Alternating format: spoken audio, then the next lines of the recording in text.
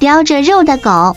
从前有一只可爱的小狗，它非常喜欢吃肉，每天它都会在森林里找一些美味的东西来吃，今天也不例外。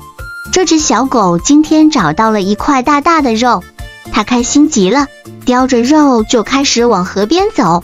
小狗走住，来到了河边，它低头看住河水，突然发现水中映照出一只和它一模一样的狗，嘴巴里也叼着一块肉，那块肉看起来比它的肉还要大，看上去非常美味。小狗心想，哇，那块肉好大啊，真是太棒了，我也要那块更大的肉。于是小狗决定跳进水中去抢那块更大的肉。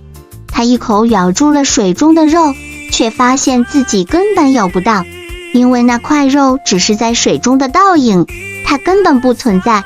更糟的是，当它跳进水中时，它口中的肉被水冲走了。小狗着急地游来游去，但它什么也没有得到。它开始悲伤，后悔自己贪心去抢那块根本不存在的肉。这时小狗坐在岸边，低下了头，开始思考自己犯的错误。它明白了，原来它已经拥有了一块很棒的肉，却因为贪心去想要更多，最后2块肉都失去了。它学会了以后要珍惜自己拥有的东西，而不是一味的去追求更多。因为有时候当我们过度贪心时，会错过最重要的东西。小狗站起来，决定不再贪心。它回到了岸边，终于找回了自己那块肉，开心地继续吃了起来。